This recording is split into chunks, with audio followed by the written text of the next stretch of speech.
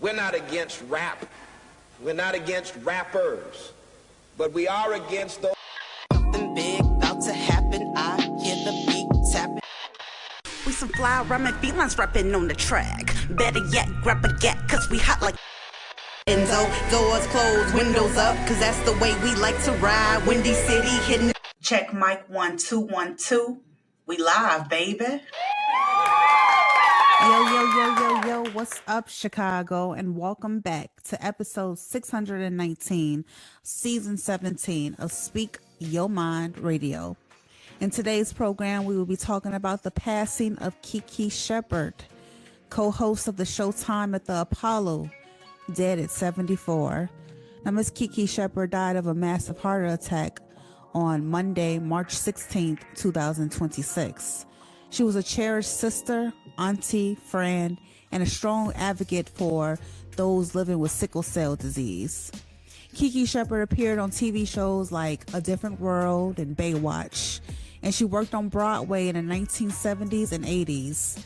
A longtime co-host of the variety showcase Showtime at the Apollo, filmed at Harlem's famous Apollo Theater, giving both professional stars and up-and-coming artists a platform to perform.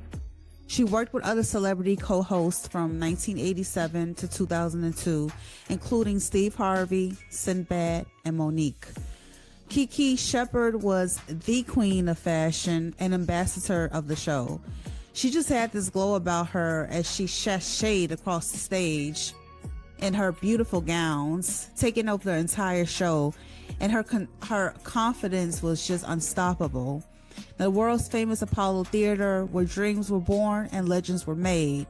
It wasn't Showtime until we saw Miss KiKi Shepard show out and on stage with Amateur Night, and can't forget the Sandman Sims and Ray Chu and the crew and the Apollo dancers.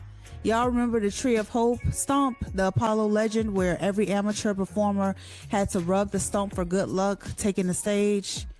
The Tree of Hope stomp was a tradition started in 1934 by Ralph Cooper Sir, and Ella Fitzgerald was the first and most famous performers to rub the log to win. Now, the origin of the log is a piece of a tree that stood outside the Lafayette Theater on 7th Street when it was cut down in 1934 and then placed on the Apollo stage. It was a nice ritual for contestants to touch the stump and stage right for good luck and avoid being booed or removed by the Sandman. Now, many legends began their careers by rubbing that log, like Billie Holiday and Sarah Vaughan. The story goes, before the tree was cut down, actors used to stand outside in front of it and pull green leaves off of it, which represented luck and fortune. That they would make money if they went into the theater to audition, they would get the job.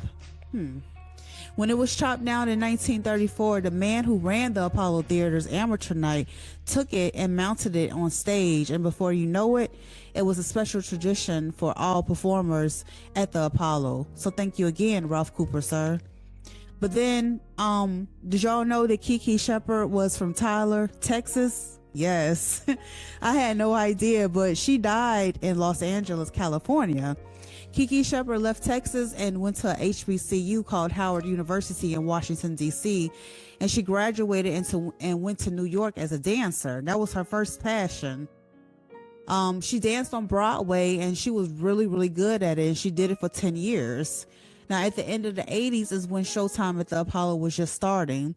A choreographer of the show, Otis Salad, was also her mentor and who she worked with over the years, and he asked her to be his assistant. Now, at the beginning, there were 6 dancers who came down the aisles with big feathers. However, Otis ended up leaving the show, and a job fell on KiKi Shepard. But after the 3rd show, they cut out the dancers, and then they asked KiKi, because they needed someone to hold their hand over the contestants for Amateur Night. And KiKi's main dream, like I said, was to be a dancer. She was the tallest out of all the dancers, by the way. But she felt that, God wanted to use her platform to lay out a path that would utilize her name in many households across the country to promote other platforms and other policies for others, which is why she was able to become a spokesman for 10 years to carriers of the sickle cell trait, while being the Apollo queen of fashion. That's a beautiful story. I remember being a kid, waking up in the middle of the night in Chicago watching the Apollo. It used to come on at 3 o'clock in the morning, and I would just sit up all freaking night waiting for it to come on, you know, just waiting. I loved Amateur Night. I loved the Sandman. I loved the host, and I love me some KiKi Shepard, baby. Okay? Now, Apollo at the theater, it wouldn't be the same without Miss KiKi Shepard, and that's the truth, you know what I'm saying?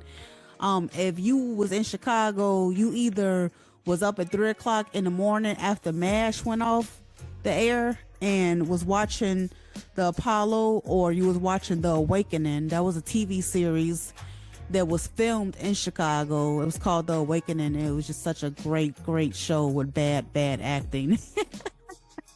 But it was still like on point though, you know.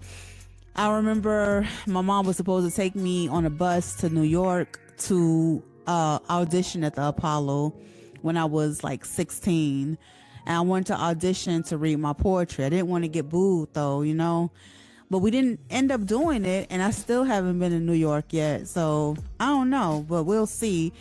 One thing I want to try when I get to New York is the pizza. I'm trying to see something. I already know Chicago got the best deep dish pizza, period, but I still want to try New York's pizza, you know. So yeah, even Nicki Minaj, old bougie self, said that Chicago has some good pizza. She said it was number 2 to New York, but I don't know. I think she just said that because she is from New York. Well, she lives there at least. But anyway, thank y'all so much for tuning in to another episode of me ranting about Miss KiKi Shepard. I just wanted to show my love to her, and you know, she's a part of my childhood, and I will always remember her for her beauty, her compassion, and her confidence as she walked across that stage. It was nothing like seeing her sachet and those dresses, those gowns. I mean, golly, she would never be forgotten in my book.